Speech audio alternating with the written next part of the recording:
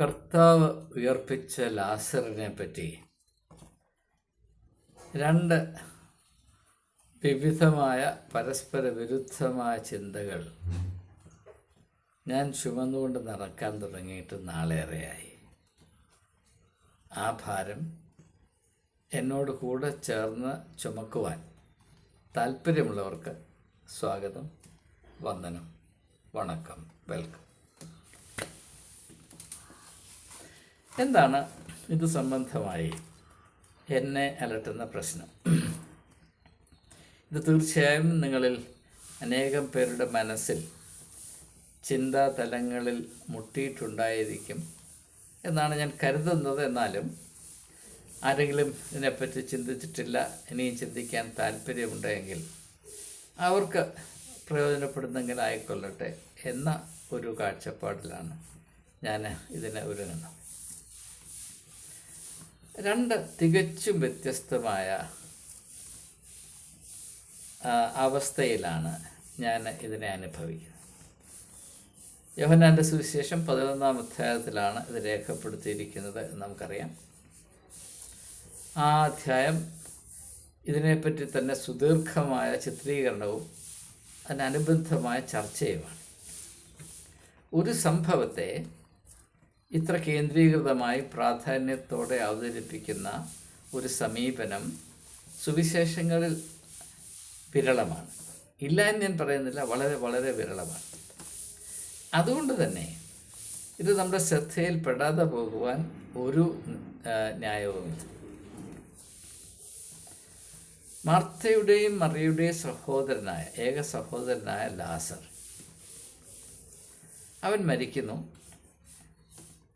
മരിക്കുന്നതിന് മുൻപ് യേശുവിന് അവിടെ പോയി അവന് സൗഖ്യം കൊടുക്കുവാൻ കഴിയാമായിരുന്നുവെങ്കിലും അവിടെ പോകാതെ മനഃപൂർവ്വം അല്പം താമസിച്ച് പോയി. പിന്നെയുള്ള സംഭവങ്ങൾ ഏവർക്കും അറിയാവുന്നതാണ്. അത് ആവർത്തിക്കുന്നത് അനാവശ്യമാണ്, അധികപ്പറ്റാണ്. അപ്പോൾ എന്താണ് രണ്ട് വ്യത്യസ്തമായ ചിന്തകൾ അല്ലെങ്കിൽ കാഴ്ചപ്പാടുകൾ ഞാൻ വഹിച്ചുകൊണ്ട് നടക്കുന്നത്? ഒന്ന്, മരണത്തിൻ്റെ മേലും യേശുവിന് അധികാരമുണ്ട് എന്ന ചിന്ത പലർക്കും എന്നതുപോലെ എനിക്കും വളരെ പ്രത്യാശയും ആത്മധൈര്യവും നൽകുന്നുണ്ട്. ലോകത്തിൽ മനുഷ്യൻ എത്രമാത്രം കഴിവ്, പുരോഗതി പ്രാപിച്ചാലും, എന്തെല്ലാം സാങ്കേതിക വിദ്യ കൈവശമാക്കിയാലും, ഏതെല്ലാം അഭ്യാസങ്ങൾ നടത്തിയാലും അവയൊക്കെയും മരണത്തിൻ്റെ വക്ക് വരെ ചെന്ന് അവിടെ അവസാനിക്കുകയാണ്. അതിനപ്പുറത്തേക്ക് പ്രവേശിക്കാൻ പര്യാപ്തമായ ഒരു അറിവോ ഒരു കഴിവോ ഒരു കലയോ മനുഷ്യരാശി നാളിന്ന് വരെയും പ്രാപിച്ചിട്ടില്ല എന്നത് ഏവർക്കും അറിയാം. മതങ്ങൾ നിലനിൽക്കുന്നത് തന്നെ മരണത്തിന്മേൽ മനുഷ്യന് അധികാരമില്ലാത്തത് കൊണ്ടാണ്. അതിൻ്റെ ഒരു പ്രധാനപ്പെട്ട ഘടകം അത് തന്നെയാണ് എന്ന് മതത്തെപ്പറ്റി പരാമർശിച്ചിട്ടുള്ള, ചിന്തിച്ചിട്ടുള്ള, എഴുതിയിട്ടുള്ള എല്ലാവരും ഒരേ സ്വരത്തിൽ വിളിച്ചു പറയുന്നതാണ്. എന്നോട് ഞാൻ യോജിക്കുന്നു. അപ്പോൾ അതുകൊണ്ട് തന്നെ മനുഷ്യൻ്റെ അധികാര പരിധിയെ കവച്ചു വയ്ക്കുന്ന ഒരു ആത്മീയ അധികാരം ക്രിസ്തുവിനുണ്ടായിരുന്നു എന്നത് ഒരു വിശ്വാസി എന്ന നിലയിൽ എനിക്ക് പ്രത്യാശയും ആവേശവും ആത്മധൈര്യവും പ്രദാനം ചെയ്യുന്നു. അത് ഈ സംഭവം അങ്ങനെ തന്നെ സംഭവിച്ചു എന്ന് വിശ്വസിക്കുന്ന ഏവരും അങ്ങനെ ചിന്തിക്കുവാൻ സാധ്യതയുണ്ട്. സാന്ദർഭികമായി ഞാൻ പറയട്ടെ, ഇതങ്ങനെ യഥാർത്ഥത്തിൽ സംഭവിച്ചതല്ല എന്ന് ചിന്തിക്കുന്ന ആളുകളുമുണ്ട്. അവരിൽ വലിയ വലിയ ചിന്തകന്മാരും എഴുത്തുകാരുമുണ്ട്. അങ്ങനെ മരിച്ചുപോയ ഒരാൾ വീണ്ടും ജീവിതത്തിലേക്ക് തിരിച്ചു വരാൻ സാധ്യതയില്ല എന്ന് വിശ്വസിക്കുന്ന, നിർബന്ധം പിടിക്കുന്ന സമീപനങ്ങളുണ്ട്. എനിക്കതിനെപ്പറ്റി അധികമായിട്ടൊന്നും പറയാനില്ല. അതുകൊണ്ട് സാധാരണ ലോകത്തിലുള്ള എല്ലാ മനുഷ്യരുടെയും കഴിവിനെ അതിജീവിക്കുന്ന ഒരു അധികാരം ക്രിസ്തുവിനുണ്ടായിരുന്നു എന്നത് വിശ്വാസികൾക്ക് വലിയ പ്രത്യാശ നൽകുന്ന ഒരു തിരിച്ചറിവാണ്. അതുകൊണ്ടായിരിക്കാമല്ലോ ഇത് സുവിശേഷ ചരിത്രത്തിൽ രേഖപ്പെടുത്തിയിരിക്കുന്നത്. എന്നാൽ രണ്ടാമതായി ഇതൊന്ന് വ്യത്യസ്തമായ ചിന്ത എന്താണ്? അങ്ങനെ യേശു ലാസറ് മരിച്ച് 3 ദിവസം കഴിഞ്ഞ് അവൻ്റെ ശരീരം ചീഞ്ഞ് തുടങ്ങാൻ സമയമായ അവസ്ഥയിലും അത്ഭുതമാം വണ്ണം അവന് വിടുതൽ നൽകുകയും അവനെ ജീവിതത്തിലേക്ക് തിരിച്ചു കൊണ്ടുവരികയും ചെയ്തു.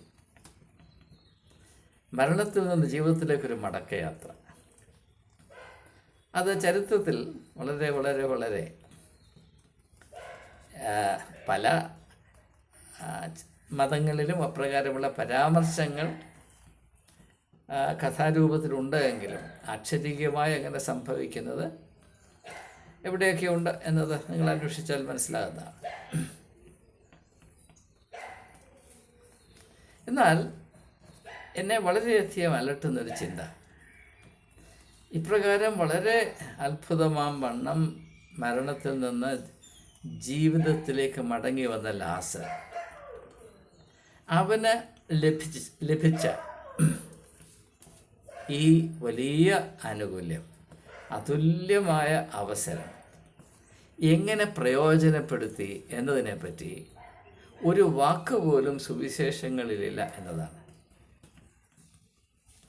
അങ്ങനെ രണ്ടാമതൊരു ജീവിതം ലഭിച്ച ലാസർ, അങ്ങനെ വീണ്ടും ജനിച്ച ലാസർ, ആ ജീവിതത്തെ എപ്രകാരമാണ് നയിച്ചത്, ഏത് വിധത്തിലാണ് അതിൻ്റെ അവസരങ്ങൾ പ്രയോജനപ്പെടുത്തിയത് എന്നതറിയാൻ എനിക്ക് അടക്കാനാവാത്ത താല്പര്യവും ആകാംക്ഷയുമുണ്ട്. പക്ഷേ അതിനെപ്പറ്റി 100% അഭേദ്യമായ നിശബ്ദതയാണ് സുവിശേഷങ്ങൾ പാലിക്കുന്നത് എന്നത് ഓർക്കുമ്പോൾ എനിക്ക് വലിയ നിരാശയുണ്ടാകുന്നു. എന്ന് മാത്രവുമല്ല, അതിൽ കൂടെ ഒരു സാധാരണ മനുഷ്യനെന്ന നിലയിൽ ഞാൻ ചിന്തിക്കാനിടയുള്ളത്, എന്നെപ്പോലെ അനേകരും ചിന്തിക്കാൻ ഇടയുള്ളത്, ഇങ്ങനെ രണ്ടാമതൊരു ജീവിതം ലഭിച്ചു, പക്ഷേ അത് പ്രയോജനപ്പെടുത്താനുള്ള കഴകത്ത് നമ്മുടെ പ്രിയപ്പെട്ട ലാസർ അദ്ദേഹത്തിന് ഇല്ലായിരുന്നു എന്നതാണ്. അങ്ങനെയെങ്കിൽ രണ്ടാമതൊരവസരം കിട്ടിയിട്ട് എന്താണ് മേന്മ, എന്താണ് അർത്ഥം? ഇപ്പം മരണം അല്പം ഒന്ന് മാറ്റിവെച്ചു. ഇന്ന് മരിക്കുന്നതിന് പകരം 30 വർഷത്തിന് ശേഷം മരിച്ചു. പക്ഷേ ഇന്ന് മുതൽ അടുത്ത 30 വർഷം വരെ ഞാനൊന്നും ചെയ്യുന്നില്ല, അർത്ഥവത്തായ ഒരു കാര്യത്തിൽ ഞാൻ ഇടപെടുന്നില്ല. ഞാനിങ്ങനെ ജീവിച്ചത് കൊണ്ടോ മരിച്ചത് കൊണ്ടോ ലോകത്തൊരു നഷ്ടമോ ലാഭമോ ഉണ്ടാകാത്ത വിധത്തിൽ ഞാൻ ഒരു കല്ല് പോലെ അല്ലെങ്കിൽ നടക്കുന്ന ഒരു തടിക്കഷ്ണം പോലെ ഞാൻ ജീവിച്ചു എന്നത് അല്പം പോലും ആവേശം ഉളവാക്കാൻ സാധ്യതയില്ലാത്ത കാര്യമാണ്. അങ്ങനെയെങ്കിൽ യേശു ലാസറിനെ ഉയർപ്പിച്ചതിലുള്ള ആവേശവും കെട്ടുപോകും. ഇതാണ് എൻ്റെ പ്രശ്നം. യേശു പറഞ്ഞു, നിങ്ങൾ എന്നിൽ വസിപ്പീൻ, ഞാൻ നിങ്ങളിലും വസിക്കാം, അങ്ങനെയെങ്കിൽ നിങ്ങൾ അധിക ഫലം കായ്ക്കും. യേശു ഉയർത്തെഴുന്നേൽപ്പിച്ച ലാസർ ആ രണ്ടാമത്തെ ജീവിതത്തിൽ, മരണത്തിൽ നിന്ന് മടക്കയാത്ര ചെയ്ത് ആരംഭിച്ച പുതിയ ജീവിതത്തിൽ യേശുവിൽ വസിക്കുകയും യേശു അവനിൽ വസിക്കുകയും ചെയ്തു. അങ്ങനെയാണെങ്കിൽ അതിൻ്റേതായ ഫലം ഉണ്ടായി കാണണമല്ലോ. ആ ഫലം എന്തായിരുന്നു? അതിനെപ്പറ്റി എന്താണ് സുവിശേഷങ്ങളൊന്നും പറയാത്തത് എന്ന് തന്നെ നന്നേ അലട്ടുന്ന ഒരു ചോദ്യം തന്നെയാണ്. എന്നാൽ അതേസമയം തന്നെ രേഖപ്പെടുത്തിയിരിക്കുന്ന വസ്തുതകൾ അതിൻ്റേതായ വിലയുണ്ട് എന്നത് ഞാൻ നന്നേ തിരിച്ചറിയുന്നു.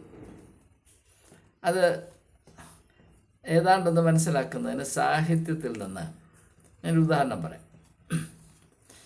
ലാസറിനെ യേശു ഉയർത്തെഴുന്നേൽപ്പിച്ചത് വിശ്വസാഹിത്യത്തിൽ നന്നേ ഇടം പിടിച്ചിട്ടുണ്ട് എന്നതൊരു യാഥാർത്ഥ്യം തന്നെയാണ്. അത് നിങ്ങളിൽ പലർക്കും അറിയാമെന്നാണ് ഞാൻ കരുതുന്നത്. എൻ്റെ ഒരു ഉദാഹരണം മാത്രം പറയാം. വിശ്വവിഖ്യാതമായ നോവലുകളിൽ ഒന്നാണ്, ഒരുപക്ഷെ ലോകത്തിലെ ഏറ്റവും മേൽത്തരമേറിയ 5 നോവലുകൾ എടുത്താൽ ആ ലിസ്റ്റിൽ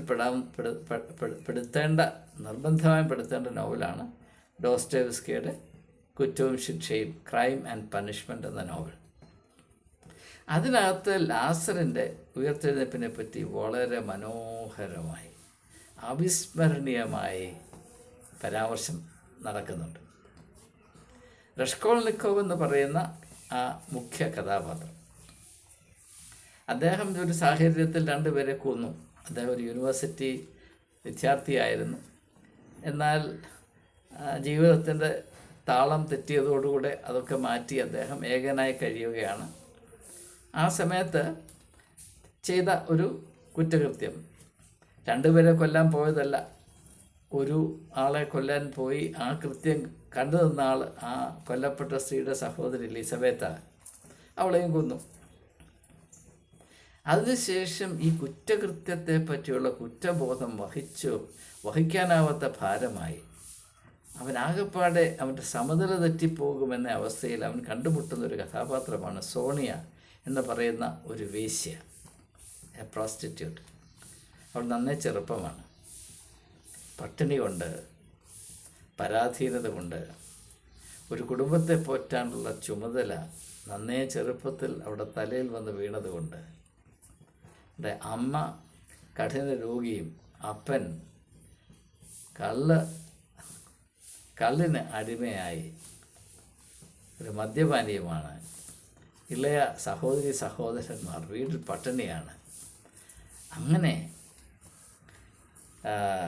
അധപ്പതനത്തിന് തെരുവീതിയിലേക്ക് ചെന്ന ചെറുപ്പത്തിൽ വലിച്ചെറിയപ്പെട്ട ഒരു പെൺകുട്ടി, മാലാഖ പോലെയുള്ള ഒരു പെൺകുട്ടി, അവരുടെ പേര് സോണിയ എന്നാണ്. അപ്പോൾ റഷ്കോൾനിക്കോവ് സോണിയയെ കണ്ടെത്തും. അവർ തമ്മിലുള്ള ബന്ധം ക്രമേണ മനോഹരമായി വളരുകയാണ്. അതൊരു ആത്മീയമായ ബന്ധത്തിൻ്റെ രുചിയുള്ളതാണ്.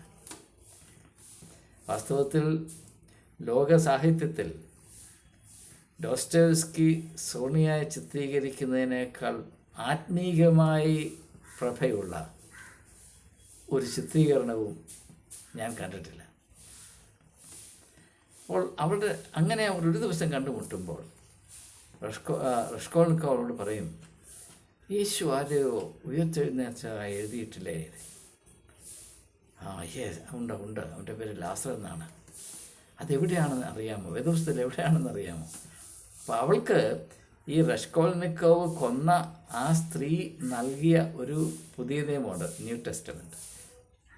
അവൾ വേശ്യയാണെങ്കിലും അവൾ എന്നും വേദപുസ്തകം വായിച്ച് ധ്യാനിച്ച് യേശുവിൽ നിന്ന് പ്രചോദനം ഉൾക്കൊണ്ട് കഴിയുന്ന വ്യക്തിയാണ്. അവൾ പെട്ടെന്ന് എനിക്കറിയാം.